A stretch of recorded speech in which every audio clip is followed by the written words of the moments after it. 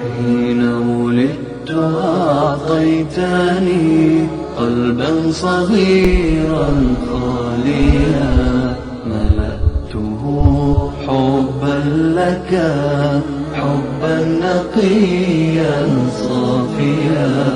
حين ولدت أعطيتني قلبا صغيرا خاليا ملأته حبا لك حبا نقيا صافيا. بله سلام علیکم بفرمایید. سلام علیکم.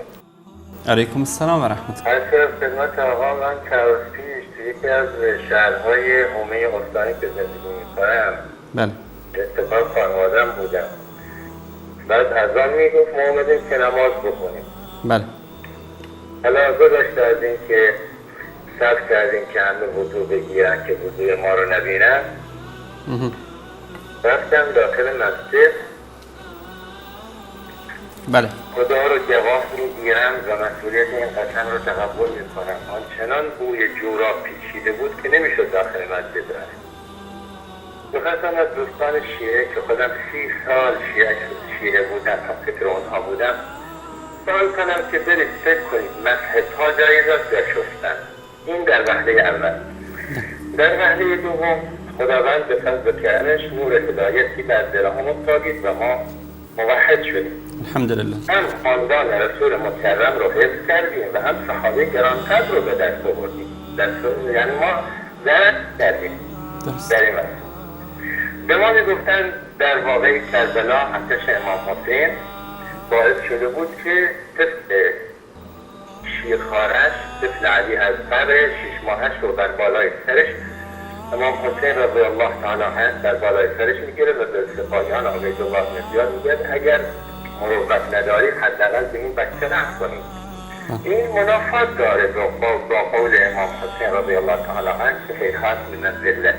آخه این چه ذلتی بیشتر از این که آدم بیاد و با بچه 6 ماهش تکدی آبم بکنه. این در وهله اول. در وهله دوم اصلا طفل 6 ماهه نمیتونه آب بخوره. هر کدوم از ما یک بچه 2 بچه بزرگ کردیم و خود امام حسین هم میدونه که بچه 6 ماهه شیر میخوره، آب نمیخوره که بره بگاه براش آب بگیر.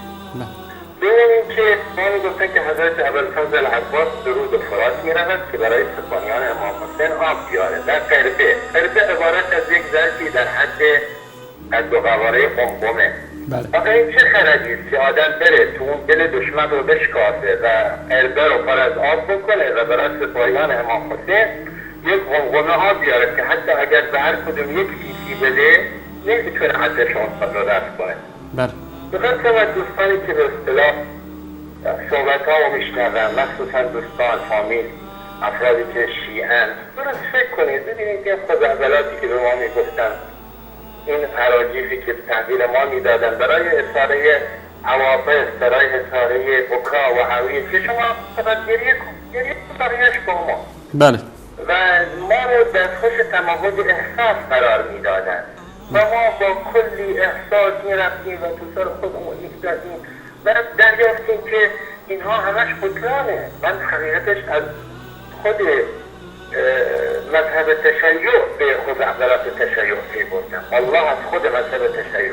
وقتی یک شیعه برود و کتاب‌های علمای شیعه را بخواند، خدا شاهد به خزعبلات تشیع میبرد.